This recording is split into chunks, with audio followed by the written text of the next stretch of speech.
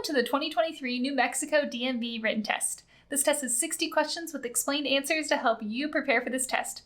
Before we get started, don't forget to jumpstart that like button to keep this channel running. Now here is your DMV instructor to walk you through the questions. Question 1. How much faster than the posted speed limit is it legal to travel? A. 1 mile per hour. B. 5 miles per hour. C. The posted speed limit is just a suggestion. You can travel whatever speed you are comfortable driving. D. You should never travel more than the posted speed limit. The correct answer is D. You should never travel more than the posted speed limit. Traveling faster than the posted speed limit poses a safety risk for you and others. You will have reduced time to react to safety hazards, and the risk of collision-related serious injury or death increases at faster speeds. Question 2. What does the term blind spots refer to when operating a vehicle? A. Areas that you can't see from your vehicle. B. Places non-seeing people cross the road. C. Areas that other drivers can't see from their vehicles. D. Both A and C are correct. The correct answer is D. Both A and C are correct. There are areas that you, as the driver, will not be able to see around your vehicle that a pedestrian or another vehicle might be in. Likewise, there are areas around other vehicles that the driver will not be able to see your vehicle if your vehicle should enter them. It is important that you are aware of these areas to avoid potential collisions. Question 3. How close to an intersection is it safe to pass another vehicle? A. 20 feet. B. 75 feet. C. 100 feet. D. 50 feet. The correct answer is C. 100 feet. You should not pass another vehicle within 100 feet of an intersection, railroad crossing, tunnel, crosswalk, or underpass. There is not enough time for you or others to stop or react to prevent a collision. Question 4. The line between 2 points extends from your eyes in order to focus A. Field of view. B. Line of sight. C. Fringe vision. D. Following distance. The correct answer is B. Line of sight. Line of sight is the visible path of travel from your vehicle to the target area. Your line of sight can also be blocked by other objects, such as large trucks, parked cars, curves, or hills in the road, etc. Question 5. When there are multiple lanes to drive in, which lane should you drive in? A. The fastest traveling lane. B. The rightmost lane. C. The leftmost lane. D. The middle lane. The correct answer is B. The rightmost lane. Traveling in the right lane keeps the other lanes open for passing and emergency vehicles. Question 6. How far from the curb should you park when parallel parking? A. At least 6 inches. B. No more than 12 inches. C. At least 12 inches. D. No more than 6 inches. The correct answer is B. No more than 12 inches. Parking more than 12 inches from the curb would leave your vehicle in the way of traffic and present a safety hazard for other drivers. Question 7. When you are parking on a hill with the front of the vehicle facing uphill and there is a curb, which way should the wheels be turned? A. Away from the curb. B. Towards the curb. C. Straight. D. It doesn't matter. The correct answer is A. Away from the curb. Turning the wheels away from the curb will allow the least amount of vehicle movement should the parking brake fail and the vehicle begins to roll downhill. Question 8. When you are parking on a hill with the front of the vehicle facing downhill and there is a curb, which way should the wheels be turned? A. Away from the curb. B. Towards the curb. C. Straight. D. It doesn't matter. The correct answer is B. Towards the curb. Turning the wheels towards the curb will allow the least amount of vehicle movement should the parking brake fail and the vehicle begins to roll downhill. Question 9. On a street that allows parking but also has a fire hydrant, how far must you park from the fire hydrant? A. At least 25 feet. B. At least 15 feet. C. At least 10 feet. D. At least 5 feet. The correct answer is C. At least 10 feet. Leaving at least 10 feet of space allows emergency responders adequate space to access the fire hydrant in case of an emergency. Question 10. When is it okay to park in front of mailboxes? A. On Sundays and holidays when mail won't be delivered. B. Never. C. After mail has been delivered for the day. D. If you're only leaving the vehicle for a few minutes. The correct answer is B. Never. It is never okay to block a mailbox even if mail has already been delivered. Someone may still need access to the mailbox to check their mail. Question 11. If your vehicle breaks down on the highway and you must leave it overnight, what kind of visible lighting must you have on the vehicle? A. The vehicle's bright headlights will alert other drivers of the vehicle's presence. B.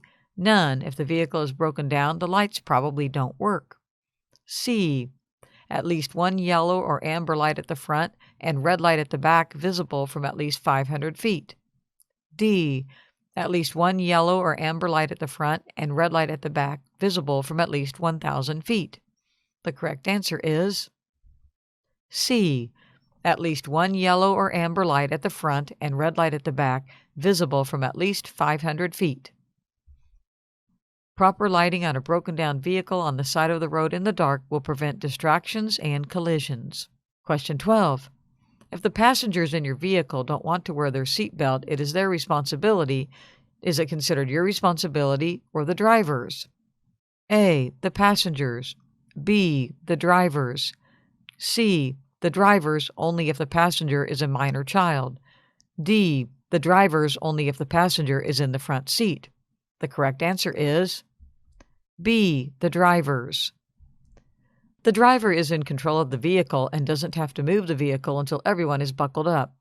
The driver is ultimately responsible for the safety of everyone in the vehicle. Question 13. This type of vision is used to judge depth, your vehicle's lane position, and other objects close to your intended path of travel. A. Central vision. B. Path of travel. C. Fringe vision. D. Braking distance. The correct answer is C. Fringe vision. Fringe vision helps a driver by altering the central vision and judging a vehicle's speed and distance. Question 14. When traveling with children, which children need a car seat or booster seat? A. An infant under 20 pounds. B. A 5-year-old under 40 pounds. C. A 7-year-old under 60 pounds. D. All of the above. The correct answer is D. All of the above. All of these children are under the weight limits and age limits to ride without a proper car seat or booster seat. Small children's bodies are not fully developed, and the risk of injury or death is far greater for them than it is for older children or adults in even a small collision. Question 15. When is it safe to leave children in the vehicle? A. If you leave the keys in it and leave it running so the air conditioning or heat stay on. B. If you'll be right back. C. If it is daytime. D. Never.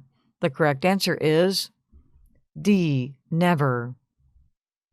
Children should never be left in a vehicle without supervision. The vehicle could quickly become too hot or cold. Someone could break in and abduct or harm the children, or the vehicle could be involved in a collision while you are away. Question 16. How old should someone be before they ride in the front seat? A. 10. B. 8. C. 15. D. 13. The correct answer is D. 13. Because of the force of airbag deployment in a collision, younger passengers should ride in the back to avoid further injury in a collision. Airbags will keep older, adult-sized passengers safe, but can seriously injure smaller passengers. Question 17. If you are in an accident and someone is injured, what should you do? A. Call 911 and wait for them to help. B. Call 911, then administer first aid if you are certified, or do what you can to help the injured person if you are not first aid certified. C. Help yourself and make sure everyone knows you didn't cause the accident. D. Leave so that no one knows you were there so you don't get in trouble. The correct answer is B. Call 911, then administer first aid if you are certified, or do what you can to help the injured person if you are not first aid certified. You are legally obligated to call 911 to report the accident and provide help to an injured person in an accident. Leaving the scene or ignoring the injured person will put you at a legal risk, plus it is morally unsound. Question 18. When you come to a stop sign, what must you do? A. Come to a complete stop and check for safety before proceeding. B. Slow down enough to make sure it is safe to proceed through the intersection. C. Only stop or slow down if you see other traffic or pedestrians. D. Stop and wait for it to turn green before proceeding. The correct answer is A. Come to a complete stop and check for safety before proceeding. Anytime you come across a stop sign, you must stop and check for safety before proceeding. You might have to wait for other traffic or pedestrians, or may even have to take turns if multiple vehicles approach the same intersection at the same time. Follow the right-of-way turns. Question 19. How far in front of or behind a school bus with flashing lights and extended stop sign should you stop? A. 10 feet. B. 15 feet. C. 25 feet. D. 20 feet. The correct answer is D. 20 feet. Children may cross within 10 feet of the stop bus. To give them a safe amount of space, you should stop 20 feet from the front or back of the bus. Question 20. If you pass a school bus when it has flashing lights and a stop sign extended, how many hours later may you be arrested by a police officer? A. 1 hour. B. 8 hours. C. 4 hours. D. 12 hours. The correct answer is C. 4 hours. Passing a school bus with flashing lights and an extended stop sign puts the lives and safety of many people and children at risk. Buses are equipped with cameras, and bus drivers can and will report illegal passes. You can be arrested up to 4 hours after illegally passing a bus when the lights are flashing and the stop sign is extended. Question 21. When two vehicles reach an intersection with no traffic light at the same time, which vehicle has the right-of-way? A. The vehicle on the left. B. The vehicle on the right. C. The vehicle that goes faster. D. The drivers have to decide by means of waves and hand signals. The correct answer is B. The vehicle on the right. If there is no traffic light and both vehicles have reached the intersection at the same time, the vehicle on the right will have the right-of-way. Question 22. When a funeral procession is identified with headlights or hazard lights, do they have the right-of-way? A. Yes. B. No. C. Only on days appropriate for funerals. D. Only on Sundays. The correct answer is yes. Funeral processions will be identified with headlights and hazard lights. They usually follow a hearse and are sometimes escorted by emergency vehicles. The funeral procession has the right-of-way, and you should yield to the entire procession. Question 23. You should signal at least blank before your turn. A. 100 feet. B. 1,000 feet. C. 500 feet. D. 200 feet. The correct answer is A. 100 feet. Signals should be used 100 feet prior to making a turn.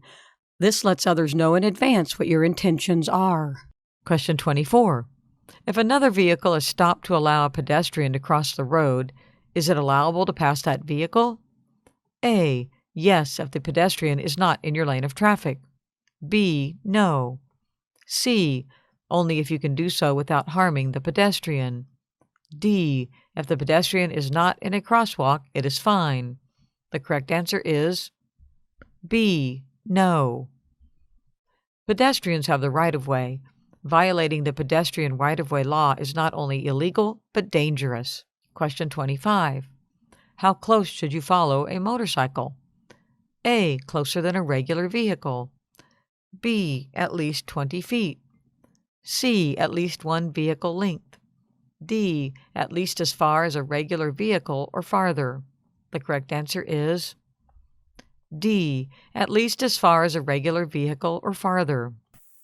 Because motorcycles can weave and topple, it is important to give them as much or more space than a regular vehicle in case of an accident. Following too closely is dangerous and illegal. Question 26. Is it safe to move into the empty space a large commercial vehicle like a bus, semi, or construction vehicle have right in front of them while traveling on the highway? A. Yes. B. No. C. Only if you're quick about it. D. If you're in a hurry, it is fine. The correct answer is B. No. Not only is the space directly in front of larger vehicles a blind spot, it takes larger vehicles longer to stop. If you have to stop suddenly, they might not see that or might not be able to stop in time and could rear-end your vehicle, causing serious damage to your vehicle and even serious injury or death to you and your passengers. Remember, your vehicle traveling at 55 miles per hour can stop within 130 to 140 feet, while a fully loaded tractor trailer may require more than 400 feet. Question 27. How far should you stop from railroad tracks or gate? A. At least 15 feet. B. At least 6 feet. C. 12 feet. D. 6 feet. The correct answer is A. At least 15 feet. Stopping at least 15 feet from the railroad tracks or gate is the safest course of action. It leaves a buffer space for flying debris or from a rear-end collision that could push your vehicle forward towards the tracks and train. Question 28. Certain types of vehicles stop at all railroad tracks. For example, a school bus must stop at all railroad crossings. Is it legal to pass these vehicles at the railroad crossing? A. Yes. B. No. C. If they are stopped for more than a minute, yes. D. If they are stopped for more than 30 seconds, yes. The correct answer is B. No. If you are within 100 feet of a railroad crossing, it is dangerous and illegal to pass any vehicle. Question 29. If you approach an intersection with a traffic light, but the traffic light is not operational, how should you treat the intersection? A. A free-for-all. Vehicles can just go and people should look out for themselves. B. Uncontrolled or like a stop sign. Vehicles should take turns. The one on the right has the right-of-way. C. Vehicles on the main road will have the right-of-way. Vehicles on the other road will have to wait. D. All of the above, depending where you are. The correct answer is B. Uncontrolled or like a stop sign. Vehicles should take turns. The one on the right has the right-of-way. If the traffic lights are unoperational, the intersection should be treated as an uncontrolled intersection, like a stop sign. Vehicles should take turns moving through the intersection, yielding right-of-way to the vehicle furthest to the right, or first to arrive at the intersection. Question 30. Is it acceptable to enter the intersection if you would be unable to pass entirely through the intersection due to stopped or slow traffic blocking your path ahead? A. Yes, as long as you do so while the light is green. B. Yes, as long as you enter before the light turns red. C. Yes, if you think you can clear the intersection before the light turns red. D. No. The correct answer is D. No. If your path is blocked by slow or stopped traffic, you must wait for that traffic to move, even if your traffic light is green, if it means you will be blocking the intersection. You could end up stuck in the intersection when the light turns green for cross traffic or blocking the path of emergency vehicles. It is dangerous and illegal. Question 31. A steady red traffic light or steady red traffic arrow means what? A. Stop, wait for the light to turn green. B. Go when your path is clear. C. Stop, go when it is your turn. D. Go slow. The correct answer is A. Stop, wait for the light to turn green. Always stop at a steady red traffic light or steady red arrow. Question 32. A flashing red traffic light or flashing red arrow mean what? A. Stop, wait for the light to turn green. B. Go when your path is clear. C. You must come to a complete stop, and if there are no traffic signs prohibiting you from turning on a red light, you may proceed when it is safe. D. Go slow. The correct answer is C. You must come to a complete stop, and if there are no traffic signs prohibiting you from turning on a red light, you may proceed when it is safe. Flashing red traffic lights should be treated like a stop sign. You should stop, yield to the other vehicles. You can then proceed when it is safe. Question 33. When lane use control signals are in use, a steady yellow X means what? A. You should speed up or slow down. B. You should move into another lane. C. You should prepare to stop. D. Any of the above. The correct answer is B. You should move into another lane. A steady yellow X means you should prepare to move to another lane. A steady red X will be displayed next, and you will not be able to occupy that lane at that time. Question 34. When lane use control signals are in use, a flashing yellow X means what? A. You should speed up or slow down. B. You should move into another lane. C. You should prepare to stop. D. You can use that lane to make a left turn. The correct answer is D. You can use that lane to make a left turn. A flashing yellow X means you can use that lane to make a left turn. Question 35. What do white pavement markings on the road mean? A. Traffic traveling in the same direction. B. Dashed white lines mean the drivers can change lanes. C. Solid white lines mean lane changes are discouraged. D. All of the above. The correct answer is D. All of the above. White pavement markings indicate the traffic is traveling in the same direction. If the lines are dashed, it is considered safe to change lanes in that area. If the lines are solid, it is not considered safe to change lanes in that area. Question 36. What makes up your following distance? A. Distance between your vehicle and other roadway users. B. The amount of space to the front of your vehicle. C. The amount of space to the back of your vehicle. D. Following distance is not something you need to worry about when driving.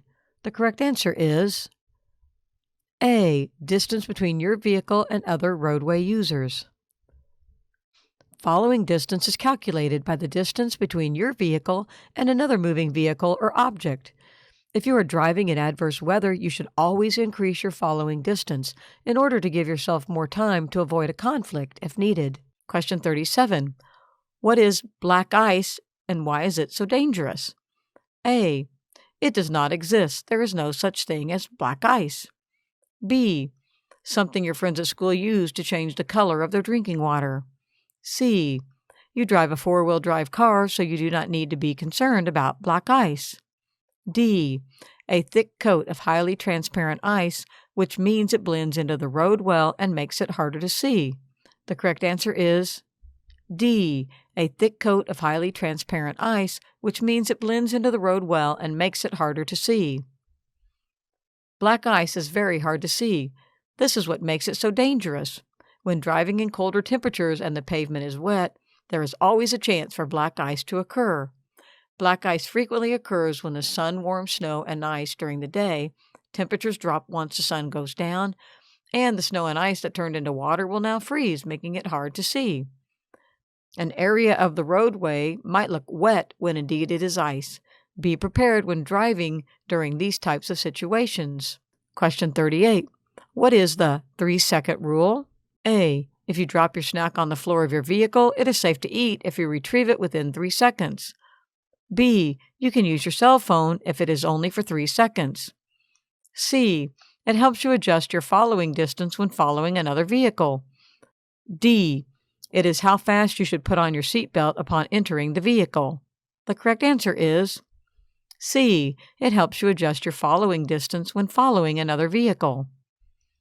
When following another vehicle, pick a fixed point of reference like a light pole and count off 3 seconds. If you don't finish counting 3 seconds before reaching the point of reference, you are following too closely and need to slow down to adjust your following distance. If road conditions are poor or your vehicle is larger, increase the rule to 4 or 5 seconds. Question 39. Define visual lead. A. Area from the front of the vehicle that helps you gather information from the driving scene. B. A line that extends from the back of your vehicle. C. The area around your vehicle. D. All of the above. The correct answer is A. Area from the front of the vehicle that helps you gather information from the driving scene. Visual lead is an area of 20 to 30 seconds from the front of your vehicle. This helps you gather and process as much information as you can about the driving scene. Question 40.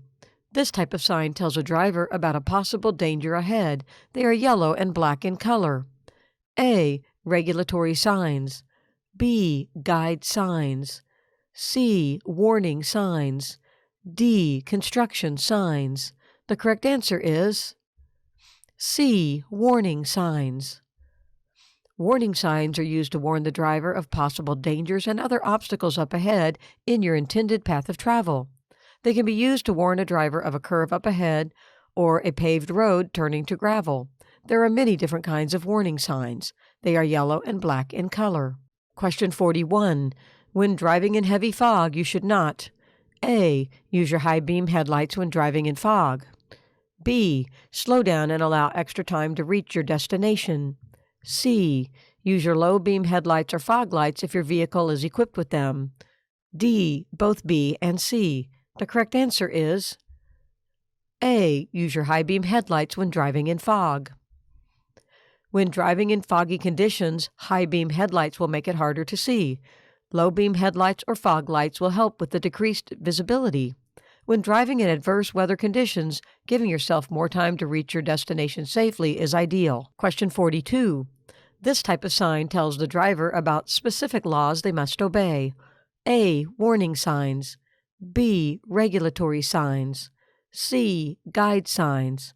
D. Construction signs. The correct answer is B. Regulatory signs.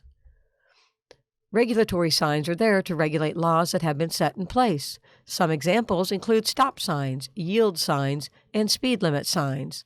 Their main colors are black, white, and red. Question 43. This type of sign helps let the driver know of possible gas stations or rest areas coming up at exits off of the expressway. A. Regulatory signs. B. Construction signs. C. Warning signs. D. Guide signs. The correct answer is D. Guide signs. Guide signs provide the driver with information about roads, expressways, and distance. They provide the driver with distance and directions to their destinations. Question 44. If your vehicle is carrying a projecting load that sticks out 4 feet or more from the back of the vehicle, what must you add to the back of the load? A. A red, yellow, or orange flag at least 16 inches wide if during daylight. B. A red light visible from at least 500 feet if at night. C. A stop or alert sign. D. Both A and B. The correct answer is D. Both A and B. Improperly marking a load that sticks out 4 feet or more from the back of your vehicle presents a hazard for other vehicles. They may not be able to properly judge how far the items are sticking out, and serious damage may be caused to their vehicle, or serious injury or death may be caused to a person. Question 45. When pulling a camper or trailer, what is the minimum following distance you should maintain behind other vehicles? A. At least 200 feet. B. At least 300 feet. C. At least 400 feet. D. At least 500 feet. The correct answer is D. At least 500 feet. Pulling a camper or trailer means you will need greater stopping time. Giving your vehicle at least 500 feet of space between your vehicle and the vehicle you are following will help prevent rear-end collisions, vehicle damage, bodily injury, and death. Sudden stops while pulling a trailer can result in flipping the vehicle and trailer, resulting in great damage and injury to all involved. Question 46. What are some things to be aware of when driving near snow plows? A. Flying debris from sanding and salting, getting kicked up from the road, and snow and ice chunks. B. The blades move and stick out from the sides of the vehicle. The vehicle will also have blind spots. C. Whiteout conditions caused by clouds of blowing snow. D. All of the above. The correct answer is D. All of the above. Snow plows do make the road safer to travel during winter conditions. However, traveling near them can be hazardous, and it is best to give them space to do what they need to do. Question 47. How often should you stop to rest when traveling long distances? A. When you get bored. B. When you are hungry or have to use the restroom. C. Every 100 miles or every 2 hours. D. When you feel tired. The correct answer is C. Every 100 miles or every 2 hours. It is easy to quickly become tired when traveling long distance, even if you are well rested. Stopping every 100 miles or a couple of hours to get out of the vehicle and move around gives your body a chance to stretch, loosen up, and get your circulation going. This is an opportune moment to grab a bite to eat and use the restroom too. Question 48. Which of the following items listed below can affect your ability to drive safely? A. Over-the-counter medications. B. Illegal drugs. C. Marijuana. D. All of the above. The correct answer is D. All of the above. Alcohol, marijuana, and other illegal drugs affect your ability to drive safely. Over-the-counter medications, such as Benadryl, which can cause drowsiness and affect your ability to drive safely. Question 49. Which of the following defines hydroplaning best? A. When you drive your vehicle on a lake or other body of water. B. When water collects under your vehicle's tires so that they no longer make contact with the road. C. When you drive in the rain. D. When you drive so fast in the rain it feels like flying. The correct answer is B. When water collects under your vehicle's tires so that they no longer make contact with the road. Hydroplaning is dangerous. You can easily lose control of the vehicle and hit another vehicle or go off the road when hydroplaning. If you find yourself in a situation where your vehicle is hydroplaning, take your foot off the accelerator until the tires make contact with the road again and you regain control of the vehicle. Question 50. Which of the following is the best alternative you can do instead of drinking and driving? A. Allowing your friend who has only had one drink to drive you home. B. You can drive yourself home because you have only had a half of can of beer. C. As long as everyone is wearing their seatbelts, no one will even know you have been drinking, so you will not be pulled over. D. Call someone for a ride, or stay home because you know everyone there will be drinking and they will want to peer pressure you into drinking with them. The correct answer is D. Call someone for a ride, or stay home because you know everyone there will be drinking and they will want to peer pressure you into drinking with them. Consuming even small amounts of alcohol impair your ability to operate a motor vehicle. If you have been drinking and drove your vehicle there, leave your vehicle there until tomorrow and call your parents, a rideshare, or anyone that has not been drinking. That can get you home safely. Question 51. If an oncoming vehicle is approaching in your lane, what should you do? A. Move to the left, oncoming lane. B. Move to the right, possibly shoulder. C. Honk. D. Both B and C.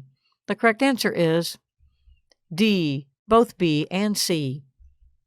It is important to not move into the left or oncoming lane because the driver of the other vehicle may correct their course of travel and steer back into the left lane, hitting your vehicle.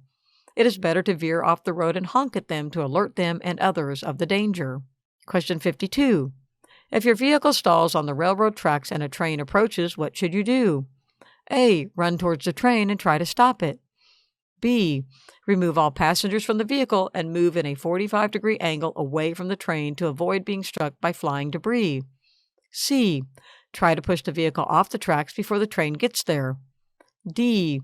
Turn on your vehicle's hazard lights and honk the horn. The train conductor can stop soon enough. The correct answer is B. Remove all passengers from the vehicle and move in a 45-degree angle away from the train to avoid being struck by flying debris. Trains are not likely to be able to stop once the conductor realizes something is on the tracks. Getting all the passengers out of the vehicle and away from the tracks, moving in a 45-degree angle away from the train will help to avoid anyone being hit by flying debris. Question 53. Why is it dangerous to drive through flooded roadways? A. Just 6 inches of water will reach the bottom of most passenger vehicles. B. SUVs and pickups can be carried away in 2 feet of water. C. Water can hide hazards and wash out the road. D. All of the above. The correct answer is D. All of the above. Flooding is dangerous to drive in. It is best to avoid it and find another route. Question 54. What does alcohol consumption impair? A. Judgment, vision, attention. B. Steering, perception, reaction time.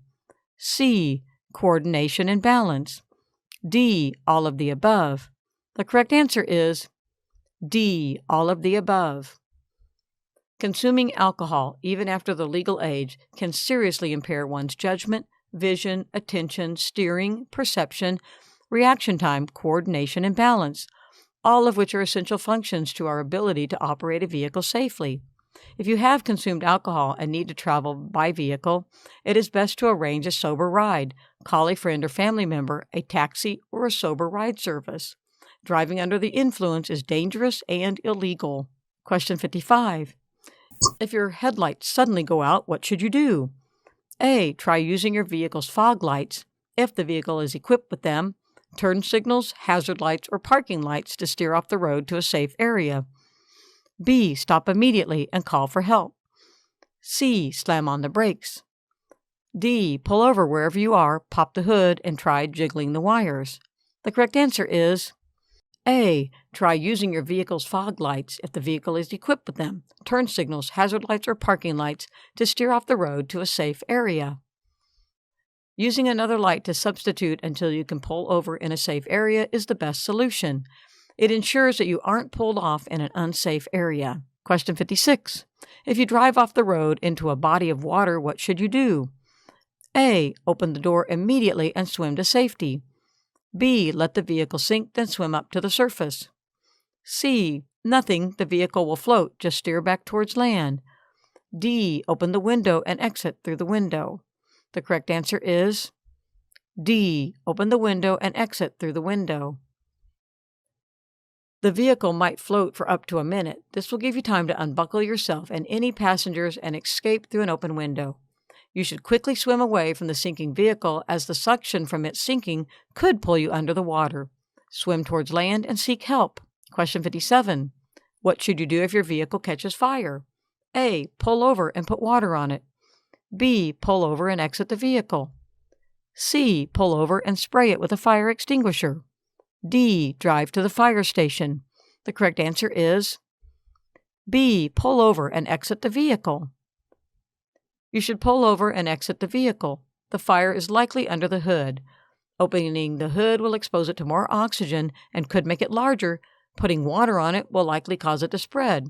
Taking time to drive to the fire station will give it time to grow and become more dangerous. Question 58. This is a warning sign that a driver might be fatigued. A. Yawning or rubbing their eyes. B. Changing lanes often. C. Turning the heat on. D. Locking the vehicle doors. The correct answer is A. Yawning or rubbing their eyes. Yawning and rubbing your eyes are both signs of fatigue. Fatigue can happen to anyone at any time. If a driver becomes fatigued, they need to find a safe spot to pull over into.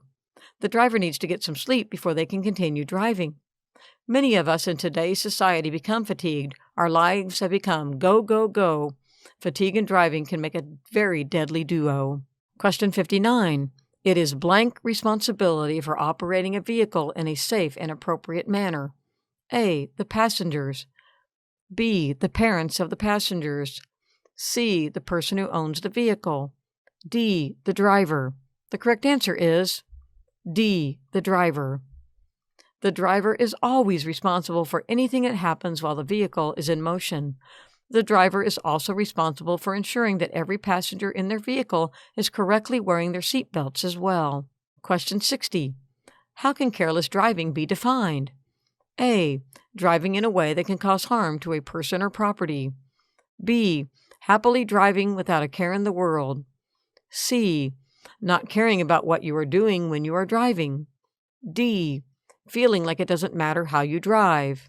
The correct answer is A. Driving in a way that can cause harm to a person or property.